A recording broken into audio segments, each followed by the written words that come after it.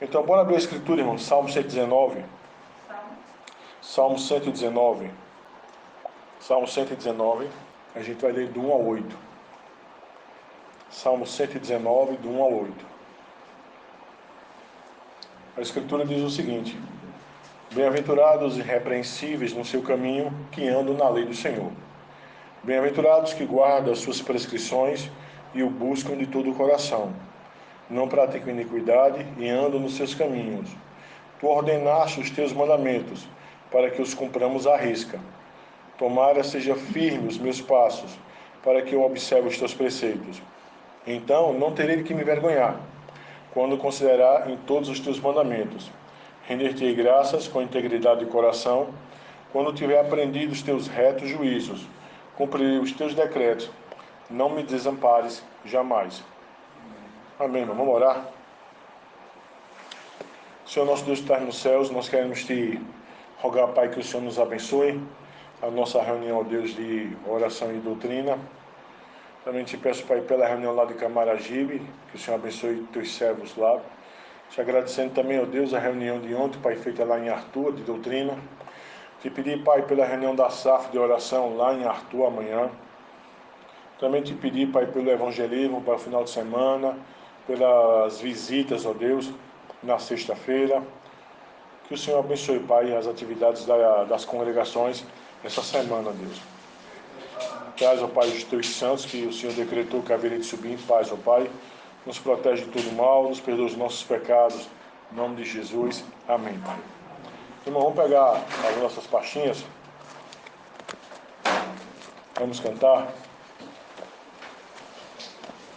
Pegar as pastinhas, vamos cantar. Salmo 23, página 14. Salmo 23, página 14. O meu pastor é o Senhor, jamais me deixará. As águas frescas me conduz e me protegerá. As águas calmas leva-me, minha alma refrescar. E por caminho justo me conduz por nome seu.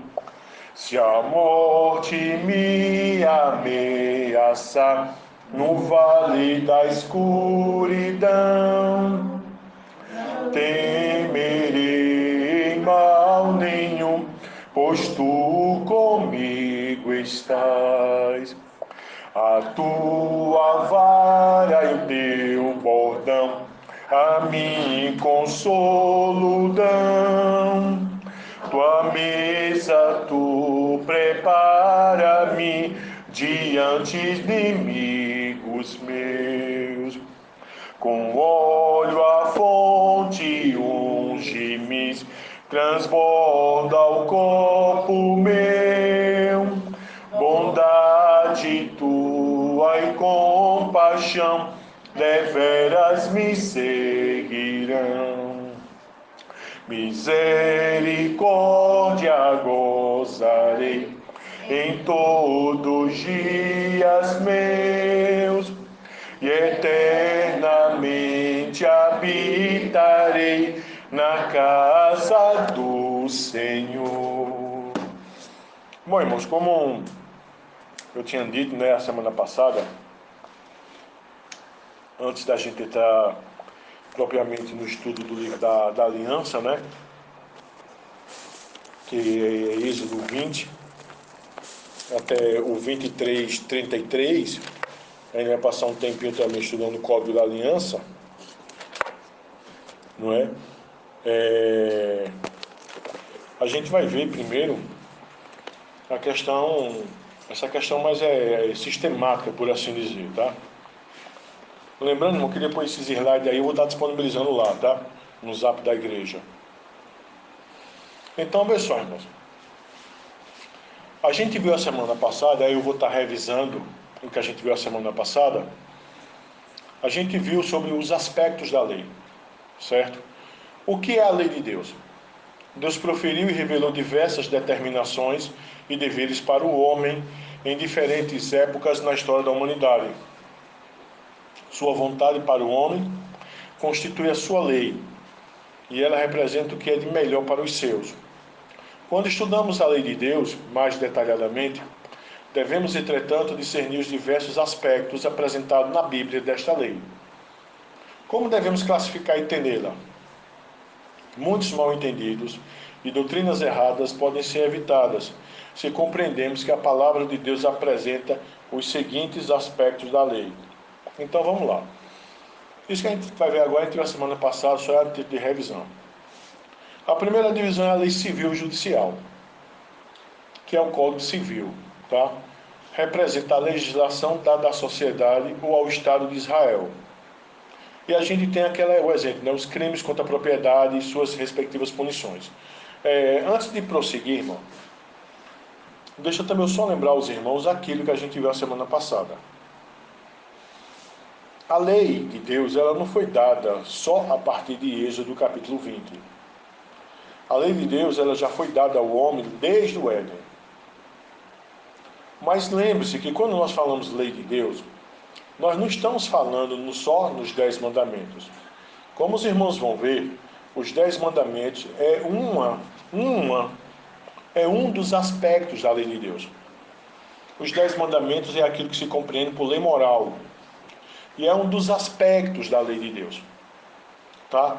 A totalidade dos mandamentos, que foi o que o Senhor Deus deu no Código da Aliança, são 613 mandamentos. A gente já falou isso para os irmãos. Só que a gente vai ver, irmãos, que a noção da lei de Deus, a noção daquilo que Deus quer, o Senhor já deu desde o Éden. Desde o Éden. Por quê? Porque se não há lei, não se tem noção do que vem a ser pecado. Porque pecado é a quebra da lei. Então, se Deus não desse nenhuma lei, como é que Deus poderia caracterizar algo como pecaminoso? Como é que Deus poderia julgar o homem como quebrador da lei, se ele não tivesse dado nenhuma lei? Tá? Então, é necessário que a gente tenha esse entendimento. Tá, irmãos? Então, olha só. Outra coisa também que nós temos que entender aqui. Por que a lei foi dada? A lei foi dada porque Deus tem uma aliança. Deus tem uma aliança. Certo? E essa aliança que Deus tem, ela tem um caráter salvífico para o seu povo. Certo? Mas ela tem um caráter condenatório para os ímpios. E por que é que nós estamos dizendo isso? Porque os ímpios, lá no trono branco, serão abertos os livros e os homens serão julgados de acordo com suas obras.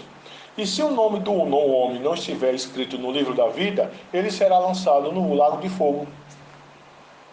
Agora, se por acaso os ímpios também não fossem julgados de acordo com a lei de Deus, como é que eles poderiam ir para o inferno?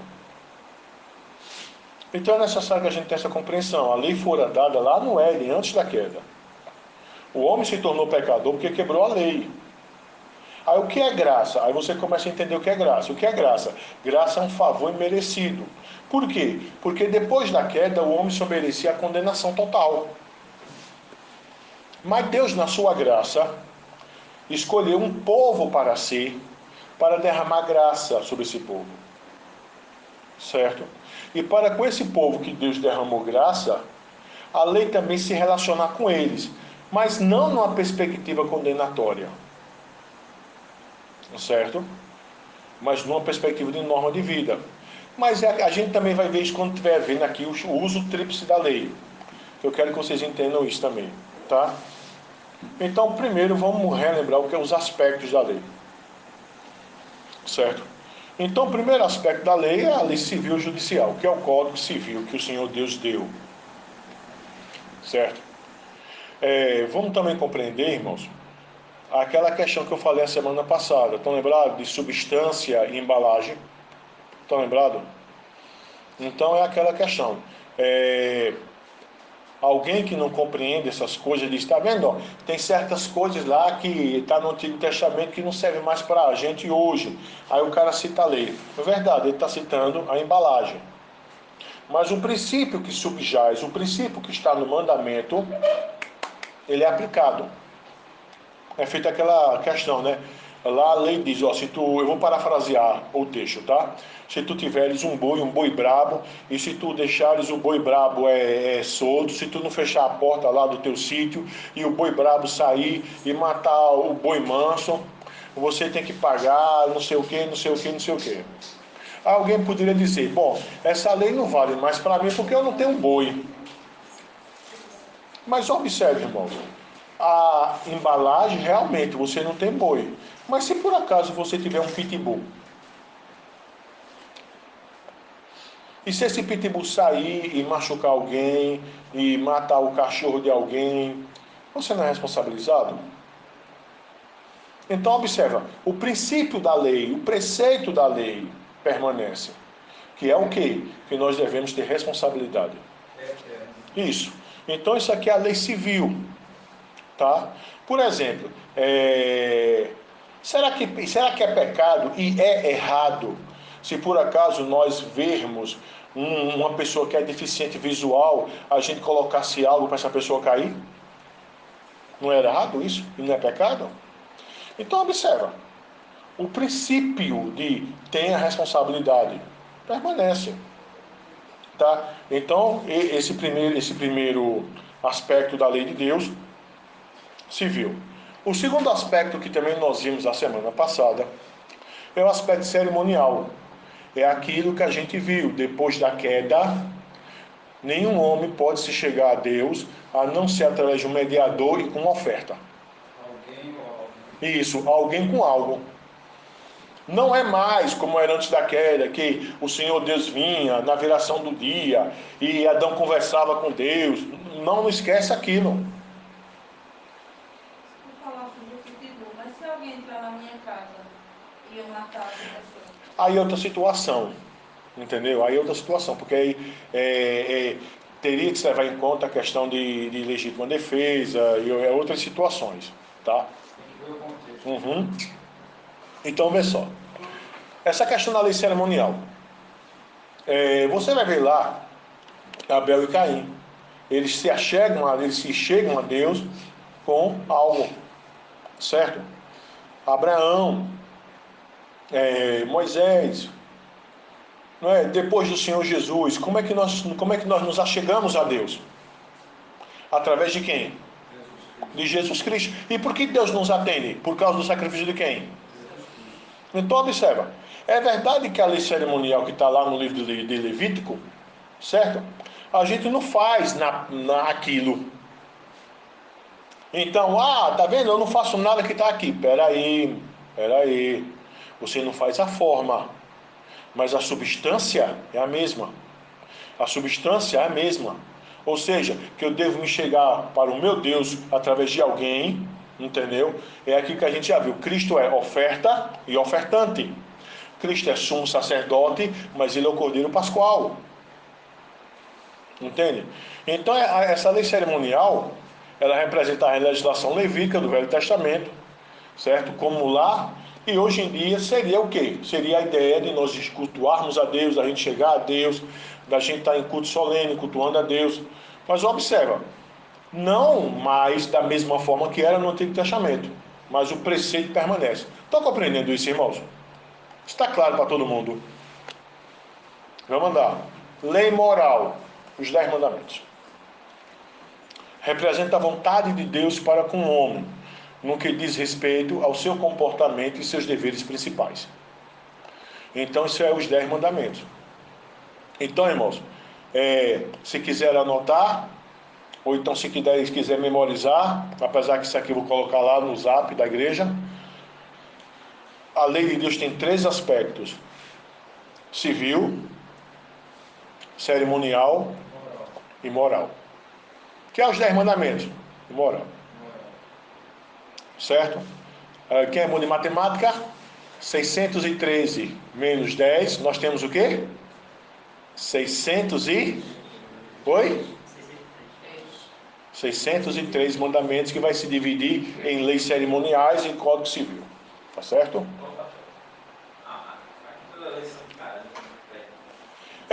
Entra como fosse questão de lei cerimonial, né? Quando se trata de culto. Mas quando se trata de convivência, é Código Civil. Pronto, por exemplo, lá em Deuteronômio a gente tem algo bem interessante, já que tu falasse em lei sanitária. Lá em Deuteronômio é dito o quê? Que veja só como Deus é limpo. Que no arraial, quando o cabra quisesse fazer as necessidades dele, ele devia enterrar, feito gato, para que quando o Senhor Deus viesse visitar, não encontrasse sujeira. Entende isso?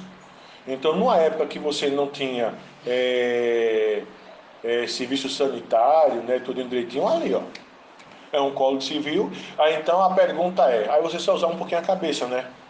Ah, quer dizer que é para eu andar com uma espécie de um pau, porque quando eu fizer minhas necessidades no meio da rua eu vou enterrar? Não, não é isso, filho. Hoje nós temos outra apresentação, mas o preceito permanece. Qual é o preceito? Tem higiene. Tem higiene. Por exemplo, tem outra lei também no que diz respeito a animais. Entendeu? Quando você encontrasse lá um ninho no chão, sabe? Não deveria matar, deveria repor, tal, colocar lá no lugar direitinho. E por que isso? Porque se os animais começassem a ser mortos indistintamente, não teria mais. Então, observa, você tem toda a essência da lei. Agora, compreendendo que, mas essa embalagem é porque as pessoas se abestalham, sabe? E querem ser contra a lei de Deus, porque ela pega, essa aqui é a embalagem aqui, eu não vou fazer isso aqui. Pera aí, menino. Vê o princípio. Vê a aplicabilidade do princípio para os dias de hoje. Estão entendendo, irmãos? Agora, Xavier? faltando para isso, pastor. Eu estava lendo um livro de João Soares. E as cidades de refúgio? Qual seria o princípio hoje? Justiça. Sabe por quê? Porque qual era a ideia da cidade de refúgio? Era quando havia uma morte acidental. Então, para que o vingador de sangue não matasse aquela pessoa que assassinou alguém, que não era nem assassinar que matou alguém, até que fosse provado que aquela pessoa realmente não tinha assassinado, não tinha matado por ruindade, e foi um acidente, ela fugiria para a cidade de refúgio. Entendeu? Então, observa, você tem um princípio. Agora, é o que nós vamos ver aqui. Qual é a problemática? A problemática é que quando as nações elas vão abandonando os preceitos da lei de Deus para o dia a dia das pessoas, entendeu? Elas vão se tornando o quê? Injustas. Pronto, por exemplo, há um preceito na lei de Deus, não é? Que proíbe o ajuntamento, né, de riquezas de forma discriminada. Há preceitos na lei de Deus, por exemplo, que proíbe, né, a exploração do pobre, da viúva, do órfão. Entende isso? Então você tem esses preceitos. Que quando uma sociedade é justa, quando ela quer exemplificar, vivenciar a lei de Deus, esses preceitos estão lá. Agora eu volto a dizer, alguém pode dizer, mas eu vou aplicar essa embalagem. Não, menino, é o preceito, é a essência da lei. Eu tenho que entender que quando Deus deu essa essência com uma situação específica. Então a embalagem que Deus deu à lei era a embalagem da época. Hoje em dia, eu pego a essência e digo, como é que essa essência dessa lei pode ser aplicada hoje em dia? Pode ser aplicada aonde? Em várias situações. Entende, irmãos? Então é essa questão aqui. Deixa eu só ver uma coisa aqui. Entendeu?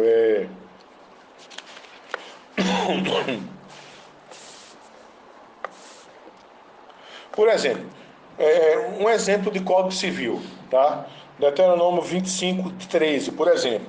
Na tua bolsa não terás pesos diversos, um grande e um pequeno. Na tua casa não terás duas sortes de efa, uma grande e uma pequena. Terás peso integral e justo, efa integral e justa, para que se prolongue os teus dias na terra que te dá o Senhor teu Deus. Porque a abominação ao Senhor teu Deus, todo aquele que pratica tal injustiça. Então isso aqui serve para quê? O cara tinha comércio. Pronto, o meu sogro, quando era vivo, ele vendia farinha. Ele vendia farinha, vendia feijão, vendia milho, vendia xerém, lá no Brejo do Amado de Deus. Certo? E quando eu leio esse texto, eu me lembro perfeitamente dele. Porque lá tinha uma balança e ele tinha os vários pezinhos que botava lá na balança. Daquelas balanças de medição antigona, entendeu? Que não é digital, é na base do peso. Aí qual é a ideia aqui de 2 pesos? Vamos supor, a pessoa que comprava 1 quilo de farinha a ele, tinha confiança que aquele pesozinho de ferro que ele colocava lá equivaleria a quê?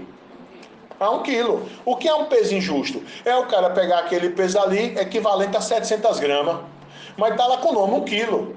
O freguês lá não vai dizer, peraí, deixa eu pegar isso aqui, deixa eu ver se é 1 quilo de fato. Então observa, Deus odeia isso é pecado. Aí o cara diz, como é que eu posso aplicar esse princípio hoje em dia? Não seja injusto. Tá entendendo? O princípio da lei serve para várias coisas no dia a dia. Entendeu? Serve lá para o comércio da irmã Noêmia. Não seja injusto, irmã Noêmia. Para o comércio de seu Manuel. Entendeu? Quando ele está vendendo as águas dele ou fazendo outra coisa. Entendeu, irmão? Serve para a irmã Fabíola. Quando ela vai fazer lá os doces dela lá, os salgados para vender, para ela não ser injusta. Serve para a irmã Ângela. Quando vai fazer lá os bolos dela lá, não ser injusta. Está entendendo? O preceito da lei do Código Civil é aplicado. É a mesma coisa da lei cerimonial. E agora não precisa mais levar um animal. Mas peraí, meu amigo, você não pode vir para a casa de Deus de todo e qualquer jeito, não. Entendeu? Aí o cara chega atrasado. Aí quando chega, é um senta-levanta triste. Entendeu? Olha a noção de perda do que é culto cerimonial. Tá entendendo? E a lei moral dos 10 mandamentos, irmão. Tá? Então isso aqui é os aspectos da lei, tá certo? Mas como é que nós devemos entender a validade desses aspectos da lei? É aquilo que eu falei. É trabalhar em termos de quê? É trabalhar com a seguinte consciência, né? Tem certas coisas que a aplicabilidade dela não vai ser naquele formato que está lá no Antigo Testamento. Por quê? Porque tem certas leis que têm aplicabilidade, a embalagem, entende? A embalagem para aquela época. Então, eu olho, eu estudo a lei, eu leio a lei, aí eu digo, qual é o preceito aqui? Como o Senhor Deus aplica esse preceito hoje em dia? Qual a embalagem que está sendo usada? É aquilo que eu falei. Vamos lembrar da ilustração. Você tem um perfume caro e tem um refil. Não é? Mulher, né, geralmente gosta de embalagem, essas coisas todas. A mulher quer a embalagem bonitona. Mas um homem não vai atrás de embalagem. Eu não sei vocês, mas meu amigo, eu quero é preço. Ó, tem aqui bonitão e tem um refil. Me deu um refil, meu amigo. Ó, e se colocar aqui no frasco, sai mais barato, sai, derrama aqui. Eu quero é o cheiro, eu quero o perfume, não quero embalagem. Embalagem quando acaba vai pro lixo. Mas mulher pensa diferente, não é verdade? Então, observe, o que é que eu estou querendo dizer aqui? A gente tem que procurar qual é a essência do mandamento. Qual a embalagem que o Senhor Deus vai aplicar esse mandamento hoje em dia? Tá? Então, olha só, irmãos. Continuando vendo, né, que a gente viu a semana passada, a lei civil tem a finalidade de regular a sociedade civil no Estado teocrático de Israel e também nos estados, entendeu? Que querem ter a bênção de Deus. Certo? Era temporal em sua forma e atemporal em sua essência. O que eu quero dizer com isso? Era temporal na sua apresentação, mas é atemporal na essência. O que quer dizer atemporal? A aplicabilidade dela é para todas as eras. Agora, cabe a gente saber como é que a gente pode aplicar o princípio dessa lei do Código Civil hoje em dia. Para nós sermos justos, equitativos, entendeu? Teocrático seria governo de Deus. Entendeu? A lei cerimonial, qual é a finalidade dela?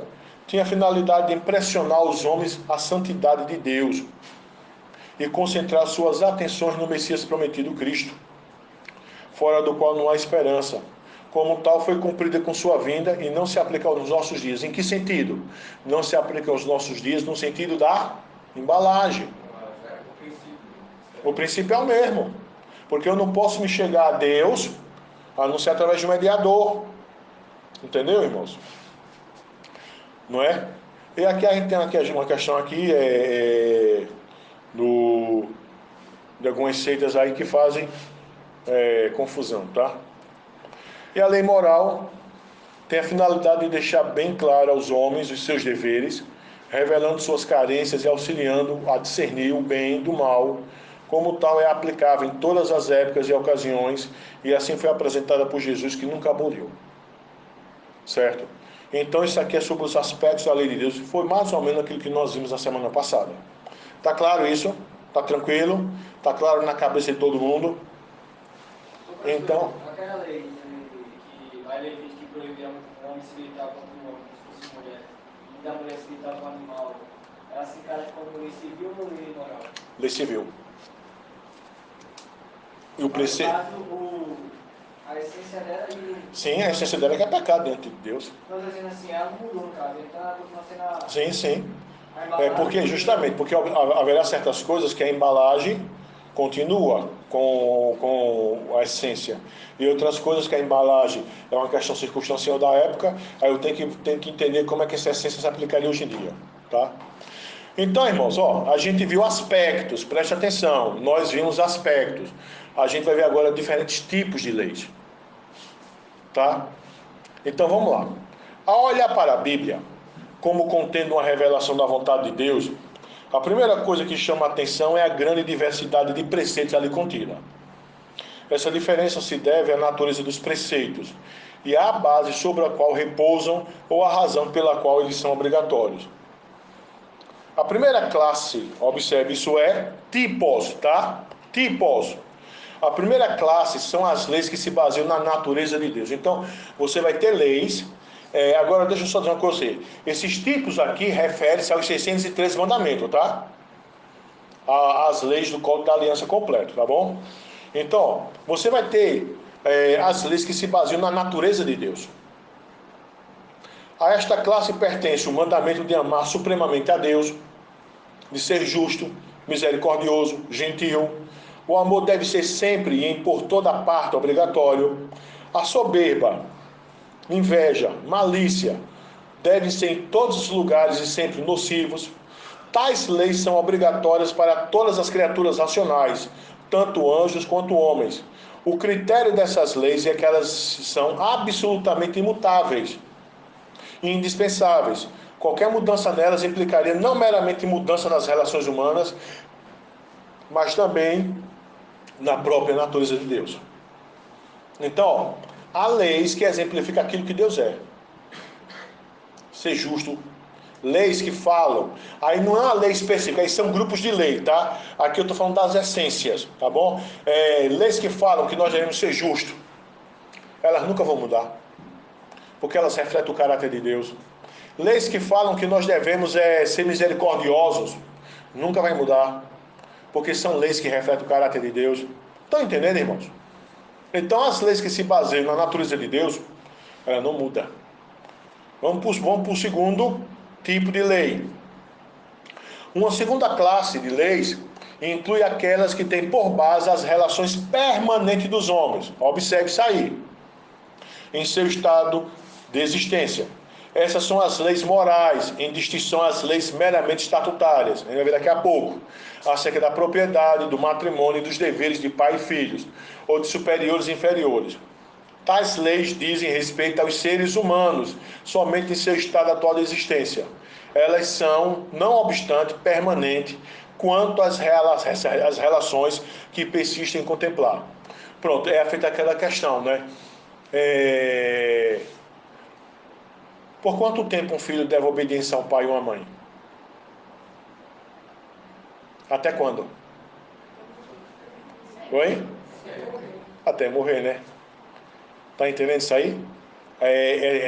Das relações permanentes. Enquanto um homem, enquanto o marido tem que amar e respeitar e só ter sua esposa como mulher. Até morrer. Percebe isso aí? Percebe isso aí? O quanto uma mulher tem que ter respeito e amar seu marido? Até morrer. Percebe isso aí? O quanto o pai e uma mãe tem que cuidar e proteger e orientar seus filhos? Tem aquela história de até 18 anos? Tem não, meu irmão. É até o quê? É até morrer. Então essas leis que se baseiam nas relações permanentes, entendeu? Enquanto houver a relação permanente, a lei está lá existindo. Tá? Agora, nós sabemos que o quê? Aí vocês têm que entender outro conceito, do real e do ideal. O ideal de Deus é isso. Só que, infelizmente, no dia a dia a gente verifica o quê? Que esse real, que esse ideal, melhor dizendo, nem sempre se manifesta na realidade da vida. E é isso que é pecado. Estão compreendendo? Quando eu quebro uma lei que diz respeito à minha relação com o meu próximo, sabendo eu que a Escritura ordena, eu estou pecando. Quando eu quebro uma lei que manda eu ser misericordioso, aí eu não fui. Entendeu? Aí eu estou sendo rancoroso. Aí eu estou sendo vingativo. Eu estou quebrando uma lei que diz respeito à natureza de Deus. É isso que é pecado. Então, observe, isso é os tipos de lei. Isso é muito importante vocês entenderem. E é interessante, pastor, porque a gente só visualiza só aqueles 10, né? É. Aí muita gente só aqueles 10 na cabecinha, só isso aqui, estou pronto. Pronto, por isso que antes de a gente analisar o texto, eu queria dar toda essa introdução para a gente entender. Entendeu, irmãos? Então, preste atenção. Algumas dessas leis são obrigatórias para os homens como tais, outras para os esposos como esposo, para as esposas como esposa, para os pais e filhos como tais, e consequentemente são obrigatórias para todos aqueles que mantêm essas várias relações. Baseia-se na natureza das coisas, como já se expressou, ou seja, sobre a constituição que Deus considerou oportuno ordenar. Essa constituição poderia ter sido diferente, e então essas leis não teriam vindo à existência. Mas Deus quis assim, então as coisas devem funcionar assim. Mas a natureza do primeiro, né? Não tem nada a ver dos atributos não, né? Sim, manifesta os atributos de Deus. Esses aí. Sim. E essa segunda também nas relações permanentes, porque é a vontade de Deus que a coisa seja feita. Entendeu? Por exemplo, o direito da propriedade não teria necessidade de existir. Deus poderia ter feito todas as coisas tão comuns como a luz do sol ou do ar. Os homens poderiam ser como os anjos, por exemplo, não se casando, nem dando em casamento. Entretanto, Deus não quis assim. Entendeu? Deus não quis assim. Então, preste atenção. Pronto, vamos supor. Uma determinada pessoa, por exemplo, ela está num determinado lugar onde o casamento é proibido. Isso é pecado ou não? É lógico que é. Porque se Deus quisesse que um homem e uma mulher fossem assexuados, ele teria feito como os anjos. Mas Deus não quis isso. Deus quis que o homem se juntasse com a mulher e se tornasse uma só carne com ela. Entendeu? E depois que se tornou uma só carne com ela, certo? Que vivessem os dois juntos, até a morte separar. Mas por causa do pecado, não é por causa do pecado que vai ter o divórcio. Deu hora para multiplicar, né? E que se multiplicasse. Entendeu? Então a pergunta é, vamos lá, um casal normal que poderia ter filho e não tem, por uma opção, está indo de contra a vontade de Deus? Tá. Porque a ordem é para se multiplicar. A não ser que um dos dois tenha algum probleminha que impeça. Aí é outra história. Entendeu? Aí é outra história. Mas tem que obedecer aquilo que a Escritura diz. Entendeu? Então, vê só, irmãos, ó. Sob tal Constituição, não haveria lugar para uma multidão de leis que são agora de obrigação universal e necessária. A terceira classe de leis, preste atenção. Isso eu estou falando, observa, tipos de lei, correto? Primeiro tipo de lei, as leis que se baseiam na natureza de Deus. Tá bom? Segundo tipo, as leis que incluem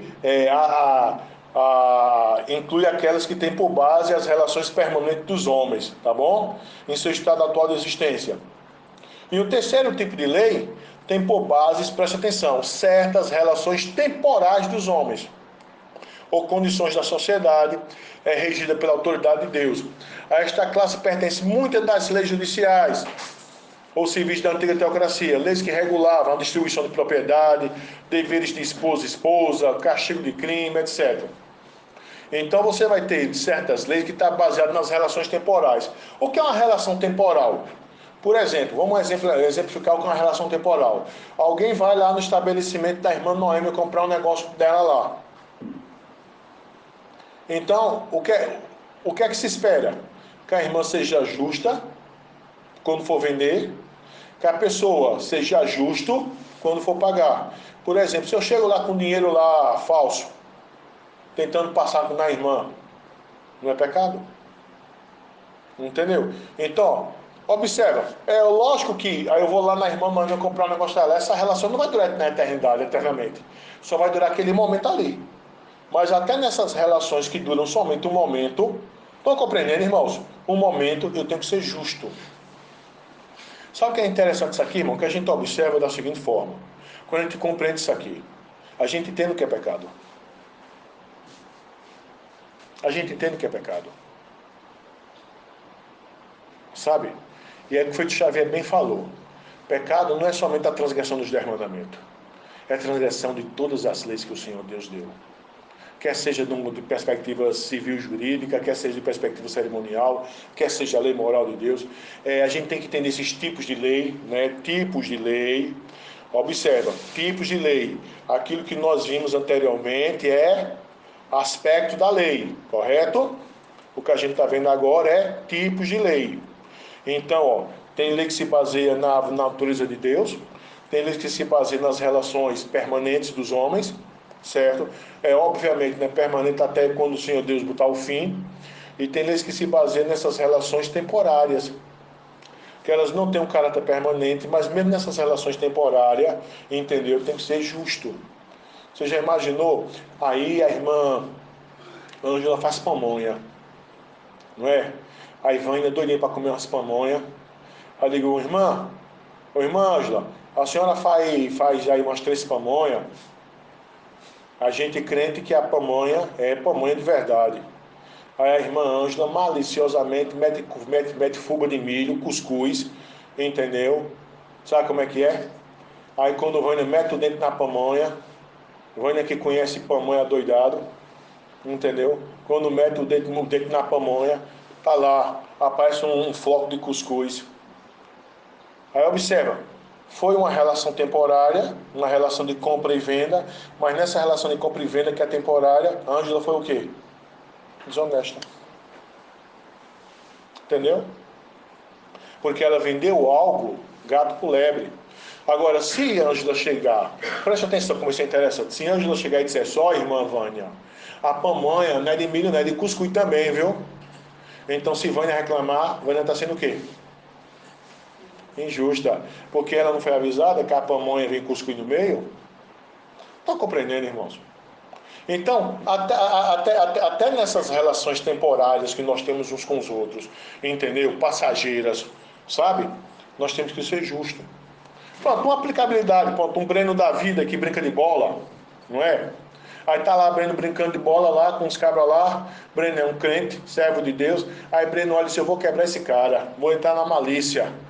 É uma relação temporária, só é um jogo de futebol, mas naquele momento ele pecou. Por quê? Porque ele não foi leal. Ele entrou para quebrar o cara. Estão entendendo, irmão? Eu quero que vocês percebam isso. É no dia a dia essas questões, tá? Então, vamos lá. Tais leis eram a aplicação de princípios gerais, essas das relações não permanentes, tá? De justiça e direito às circunstâncias peculiares do povo hebreu. Tais disposições obrigam somente aqueles que são contemplados nas circunstâncias e cessam de ser obrigatórias quando tais circunstâncias mudam ou acabam. É sempre em todo lugar certo que o crime seja punido, mas o tipo ou grau de castigo pode variar com a condição variável da sociedade. Tá?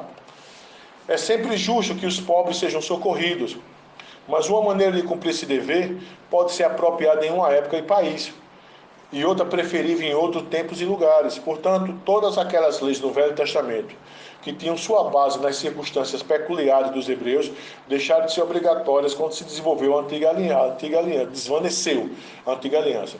Aí a gente entra naquela questão de embalagem e preceito. Tá? O preceito continua, a embalagem muda. E a quarta lei, a quarta classe de leis é a chamada positiva. O que quer dizer isso? A qual deriva toda a sua autoridade de um mandamento explícito de Deus. Se Deus disse, é uma lei positiva, entendeu? Pronto, Deus disse, não comerás. É um mandamento positivo. Entende? pensava que era proibitivo. Não, mas é não comerás no sentido de positivo, não na aplicação da lei, mas positivo porque está refletindo algo de Deus, uma proibição. Então, ó, vamos lá. Aí vamos continuar para entender aqui. Ó, a qual deriva toda a sua autoridade de um mandamento explícito de Deus. Tais são os ritos e cerimônias externos, como a circuncisão, os sacrifícios, a distinção entre animais limpos e impuros, entre meses, dias e anos. O critério dessas leis é que elas não seriam obrigatórias, a não ser que fossem positivamente promulgadas, e que são obrigatórias para aqueles a quem foram dadas, e só enquanto permanecerem em vigor por propor disposição divina. Então, uma lei positiva hoje em dia, batismo. Uma lei positiva hoje em dia, que os crentes têm que tomar a Eucaristia. Uma lei positiva hoje em dia, que os crentes têm que subir a casa de Deus para adorar. Uma lei positiva hoje em dia, que o marido tem que amar a mulher, sustentar a mulher, proteger a mulher tem que amar o marido e por aí vai. Ou seja, essas leis onde Deus deu uma ordem específica, que pode se manifestar numa perspectiva proibitiva, não faça, como também faça. Entendeu, irmãos? Como também... Estão lembrados daquilo que eu falei a semana passada? Que as leis também, elas têm... Eu vou usar o termozinho técnico, mas eu vou explicar, tá? Elas são apodíticas e casuísticas. Apodíticas são leis que são determinantes. Não farás, farás, não farás, farás. Leis apodíticas. Leis casuísticas. Se, então, quando... Mas é a aplicação da lei. Então, vamos lá, irmãos, para a gente ver isso aqui. Isso aqui é sobre os diferentes tipos de lei. Primeiro, estão compreendendo? Eu não quero que vocês decorem isso aqui tudinho, porque isso aqui vai estar lá na igreja, no zap da igreja, tá bom? Mas eu quero que você entenda, certo? Ó, aqui é tipos. As leis que se baseiam na natureza de Deus, as que se baseiam nas relações permanentes dos homens, as que se baseiam nas relações não permanentes e as leis que são chamadas positivas, que são aquelas que Deus determinou. Faça ou não faça. Bom, irmãos, a gente viu, vamos lá, nós vimos, começando a nossa revisão sobre os aspectos da lei. Nós vimos hoje, agora, diferentes tipos de lei e a gente vai continuar falando sobre o tradicional usos da lei, os 3 usos da lei. Isso aqui é bem importante a gente entender. O uso da lei. E é aqui que a gente vai entender que os ímpios estão debaixo da lei de Deus. Entendeu? O pensamento reformado tradicional tendia a sumarizar todas essas várias funções sob o título de 3 usos principais da lei. Os reformadores reconheceram muito claramente que a lei não tinha sido abolida na era do Novo Testamento. Quem pensa isso é os hereges. É o dispensacionalismo que é herege. Tá?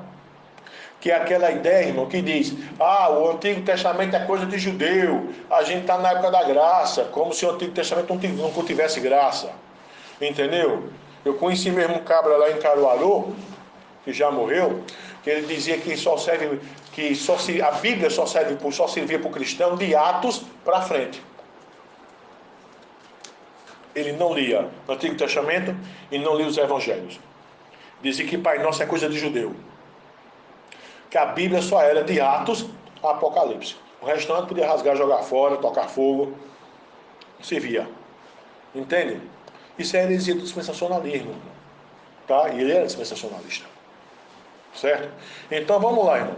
Os reformadores reconheceram muito claramente que a lei não tinha sido abolida na era do Novo Testamento e todavia estavam muito cientes dos abusos da lei às quais a Igreja Católica Romana medieval era tendente. Portanto, contra os antinominianos ou antinominianos, quer dizer isso, contrário à lei de Deus, eles argumentaram em favor da validade da lei. E para evitar cair em erro no uso da lei, descrever as funções apropriadas da mesma. Então, o primeiro uso da lei, eles criam o uso político da lei.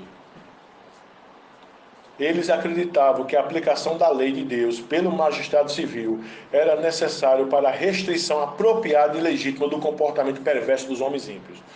Veja só aí, por exemplo, uma nação, quando o seu código jurídico, o código civil, é baseado na lei de Deus, certo? Como no Israel antigo, então certas ações pecaminosas do mundo do homem eram refreadas, certo? Mas vamos supor, quando você vive num país de perspectiva liberal, aonde é tudo permitido, tudo liberado, aonde o pecado é incentivado, aonde a transgressão à lei de Deus é incentivada, certo? É lógico que tal lugar, tal país vai estar debaixo da ira de Deus. Porque vamos lembrar disso, irmãos. Se o homem, se toda a criação não tivesse debaixo da lei de Deus, como é que Deus, enquanto juiz, poderia enquadrar o homem como pecador? Estão entendendo? Porque volta a dizer, lá no trono branco, lá no Bema, lá no tribunal de Cristo, lá em Apocalipse 20, os livros irão ser abertos e os homens serão julgados de acordo com suas obras. Então vamos supor, o cara é um ímpio. Aí o cara diz, eu sou ímpio, eu sou impão, eu não tenho nada a ver com essa lei aí. Essa lei não é para mim não. Então como é que você pode me julgar de acordo com essa lei que não é para mim? Se realmente o ímpio não tivesse debaixo da lei, essa falha do ímpio teria lógica? Teria. Teria. Se realmente a lei de Deus não alcançasse o ímpio. Porque o ímpio ia dizer, não, essa lei não me serve. E tu, como é justo juiz, tu não pode aplicar essa lei porque essa lei não me serve. Só que a lei serve. Aí não teria sempre no inferno, né? Pois é, porque como é que Deus poderia condenar alguém ao inferno se essa pessoa não seria classificada como pecador, já que tal pessoa não estaria debaixo da lei? Estão entendendo? Por isso que quando a gente vai começar a pregar o evangelho, a gente começa por onde? Pela exposição de quê? Hein? Da lei. Porque a gente fala, olha, tu és pecador. Presta atenção, por que a gente diz para o ímpio, tu és pecador? Se a lei de Deus não tivesse sobre ele, teria sentido? E agora a lei de Deus, como está em cima de todo mundo, a gente pode dizer para um ímpio, você é pecador. Você é pecador. E só tem uma solução para o pecado, Jesus. Mas se esse ímpio não está debaixo da lei, tem razão esse meu discurso? Não tem. Então, irmão, vamos ver dois textos aqui, tá? Provérbios 14 e 34. Provérbios 14 e 34. Abra aí, irmãos. Provérbios 14 e 34. Ângela vai ler esse texto. Provérbios 14 e 34.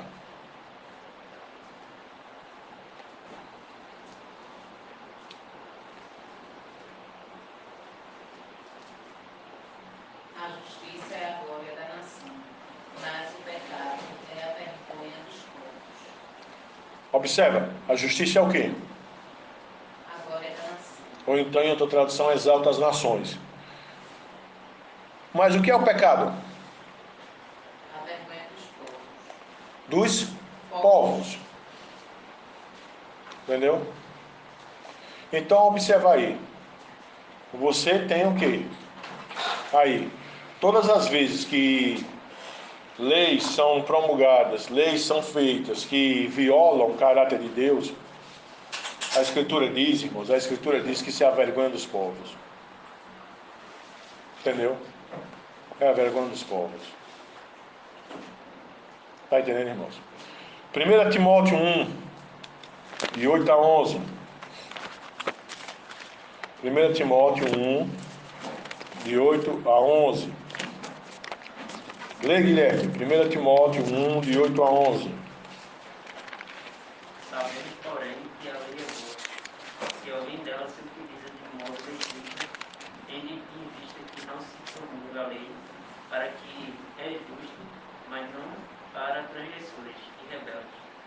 irreverentes e pecadores, ímpios e profanos, parricidas e matricidas, homicidas, impuros, sodomitas, raptores de homens, mentirosos, pejuros e para tudo quanto se opõe à sã doutrina, segundo o Evangelho da glória de Deus, bendito, do qual fui encarregado. A Escritura começa dizendo, a lei é boa, se alguém dela se utiliza de modo legítimo, tendo em vista que não se promulga lei para quem é justo, mas para... Aí Paulo vai dar uma série, entendeu, de situações que são pecaminosas diante de Deus. Então observe, irmãos, o primeiro uso da lei é esse uso político, esse uso civil. Então vamos entender.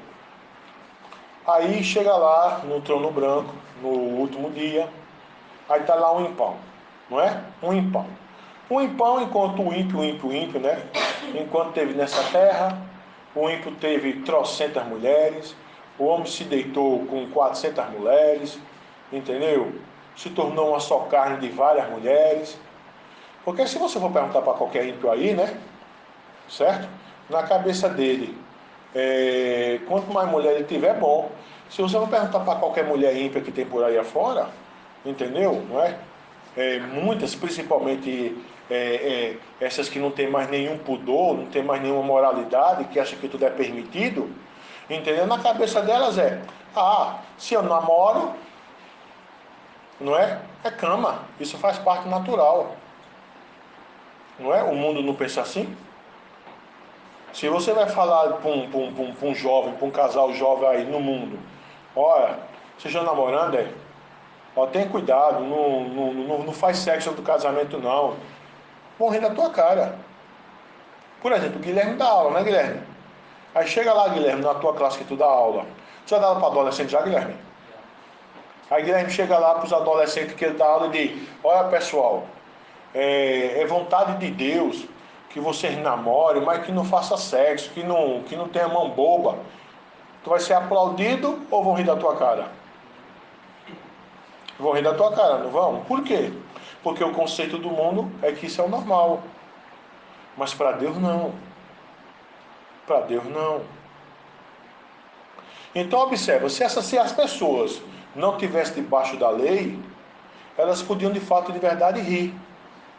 Porque elas diriam, essa lei, essa vontade aí do teu Deus, só é aplicada a vocês que são crentes. Só, irmãos, que se isso fosse verdade, essas pessoas aí não seriam tidas como pecadoras, porque elas não estariam quebrando nenhuma lei. Porque a Escritura diz o que é pecado. Abra aí em 1 João 3,4. Lê, Breno. 1 João 3,4. O que é pecado?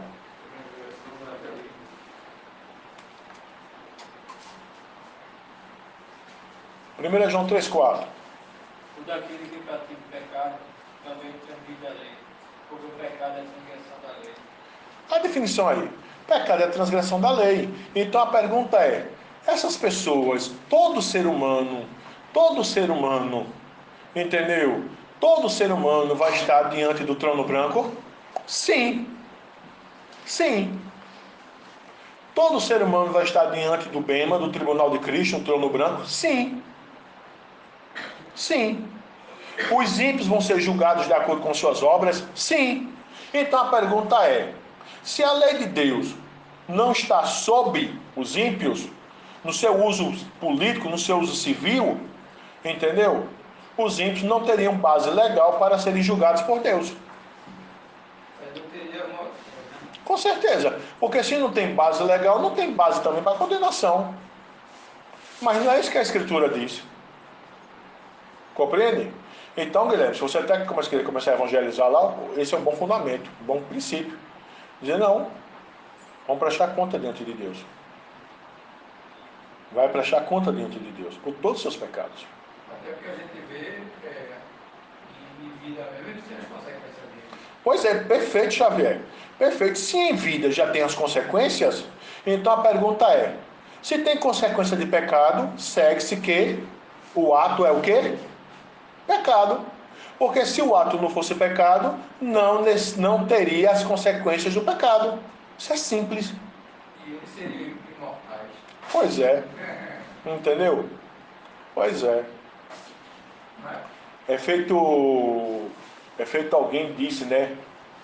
Até um cara que está muito em evidência hoje na internet, ele fala muita bobeira, mas ele falou uma coisa verdadeira.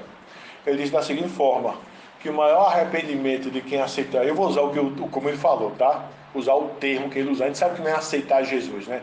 Mas eu vou dizer como ele disse, tá? O maior arrependimento de quem aceita Jesus, sabe qual é? Não ter aceitado ele antes.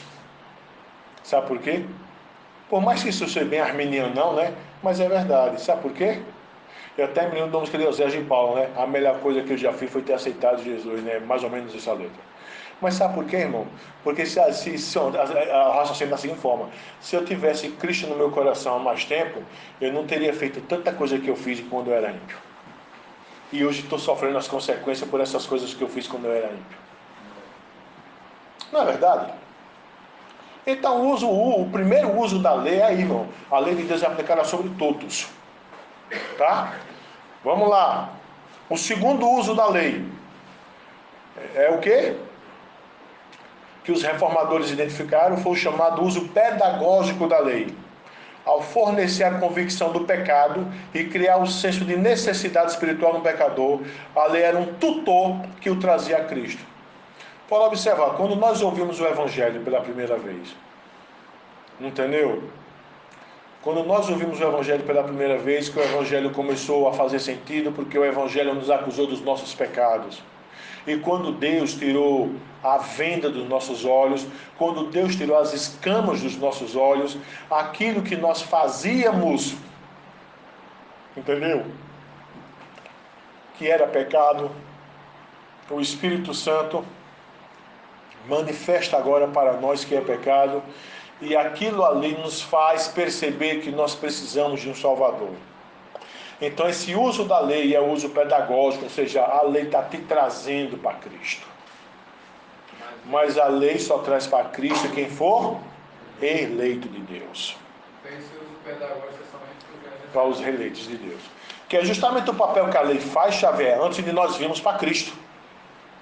Entendeu? Ela vem trazendo você para Cristo. Quando chega a hora do Espírito Santo aplicar em você a regeneração, o Espírito Santo abre teus olhos, você percebe o teu estado pecaminoso, o teu estado miserável diante de Deus, e você clama por Cristo. Mas você só clamou por Cristo porque você percebeu o seu estado miserável, porque o Espírito Santo tirou as escamas dos teus olhos e tu percebesse, ai de mim, sou pecador. A lei de Deus só faz com os regenerados. Isso que uso é? Que uso é esse? Esse bendito uso que só acontece conosco, os eleitos. É o quê? Pedagógico da lei. Entendeu, irmãos? Em seu bem conhecido comentário sobre o livro de Gálatas, Lutero escreveu: o uso e fim correto da lei, portanto, é nos acusar e condenar como culpados quando vivemos em segurança, para que possamos ver a nós mesmos em perigo de pecado, ira e morte eterna.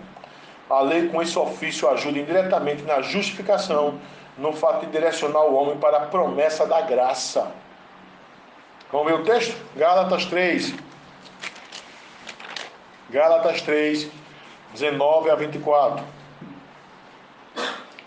Vânia vai ler esse texto. Gálatas 3, 19 a 24.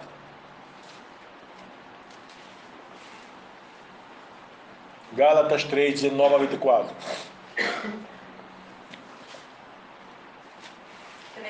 3, 19 a 24.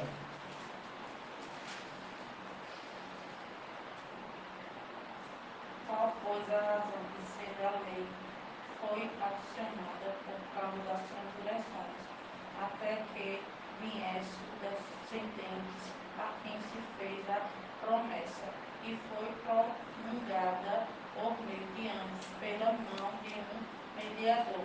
Ora, o mediador não é de um, mas Deus é um. E, portanto, a lei contrária às promessas de Deus, de modo nenhum, porque se fosse promulgada uma lei que pudesse dar vida à justiça na lei, a verdade seria procedente da lei.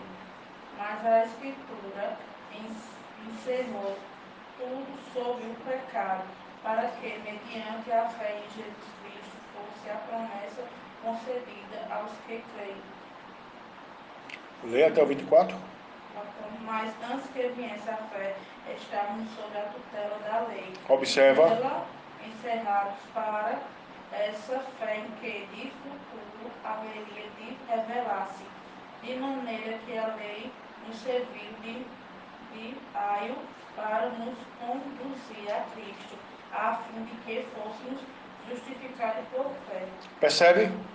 A lei, ela nos conduziu o quê? A Cristo. Por isso que quando a gente vai evangelizar, o verdadeiro evangelismo começa com a pregação da lei. Por quê? Porque se aquela pessoa que está me escutando a minha exposição, se ela for uma eleita de Deus, é a lei de Deus que vai conduzir ela a Cristo. Então, irmão, esse evangelismo meia boca, mentiroso, que diz, Deus só quer coisa boa na tua vida, Jesus te ama, e eu também. Entendeu? O que não começa pela exposição da lei é errado, é pecaminoso, é mentiroso. Eu tenho que começar pela exposição da lei, porque se aquela pessoa que está ouvindo, se ela for uma eleita, é a lei que vai conduzir ela para Cristo. É a consciência que ela é pecador, que ela merece o inferno, que ela vai dizer, eu preciso de Cristo. Estão entendendo, irmão? Então, esse uso da lei, o uso pedagógico, só é para os eleitos. Um terceiro uso da lei, qual é? Que também é para os eleitos, identificado pelos reformadores como seu uso didático, pela qual a lei fornece uma regra para a vida dos crentes. Então vamos lá. Os crentes estão debaixo da lei? Estão sim. Agora preste atenção, olha para cá. Os crentes não estão debaixo da lei no seu uso pedagógico, porque a lei já nos levou para Cristo. Os crentes estão debaixo da lei no seu uso didático. Por quê? Porque é através do conhecimento da lei de Deus que eu não vou pecar contra o meu Deus. Entende, irmãos? É a prática, né? É. Calvino escreveu: a lei é o melhor instrumento para capacitar os crentes a aprender diariamente qual é a vontade de Deus a ser seguida. Então vamos lá, no que diz respeito ao uso da lei, a gente está debaixo de que uso? Do didático. Quando nós éramos ímpios, a lei de Deus estava debaixo de que uso? Do pedagógico, que ela me conduziu para Cristo. E os ímpios, de forma geral, estão debaixo de que uso da lei? Político. Entendeu, irmãos? Porque quando se obedece à lei de Deus, observe, irmão, quando um ímpio obedece à lei de Deus, mesmo que ele não tenha noção nenhuma, ele não vai ter as benfeitorias da lei? Como que pode obedecer a lei de Deus? Graça comum. Por exemplo, quando o marido ímpio aí, por causa da graça comum de Deus, ele trabalha, não bota a ponta na mulher, não trai a mulher, o dinheiro que pega é para dentro de casa, entendeu? Aquela família, mesmo sendo uma família ímpia, não vai gozar os benefícios de alguém estar fazendo o que é correto? Mas graça comum tem prazo de validade. Tem. Mas enquanto o prazo de validade não se vence, entendeu? Compreende? Até porque, dentro daquela família que está seguindo esses preceitos, mesmo pela graça comum, ali dentro daquela família tem eleito. Tem esse propósito também de Deus. Tendo ele para salvação, ele vai conduzir. Vai conduzindo. Então, vê só, irmãos, ó. Vamos ver, Romanos 13, 8 a 10. Xavier, tu vai ler Romanos 13, 8 a 10. Seu Manuel, para o senhor fechar, 1 João 3, 4. Assim diz a palavra de Deus. A ninguém fiquei devendo coisa alguma, exceto o amor com que vos ameis uns aos outros, pois quem ama ao próximo tem cumprido a lei. Pois isto: não adulterarás, não matarás, não furtarás, não cobiçarás. E se há qualquer outro mandamento, tudo nessa palavra se resume: amarás o teu próximo como a ti mesmo. O amor não pratica o mal contra o próximo, de sorte que o cumprimento da lei é o amor. Uso normativo, tá vendo? Paulo nos instrui que nós devemos fazer isso. Isso aqui é só um exemplo, tá, irmão? Tem outros exemplos, tá? Seu Manuel, 1 João 3,4. Qualquer que nunca ficar no pecado, também pratica a iniquidade, porque o pecado é iniquidade. Isso, tá? Então, irmãos, concluindo, que o Senhor nos ajude ou os ajude na compreensão da sua santa lei. Compreender, irmãos?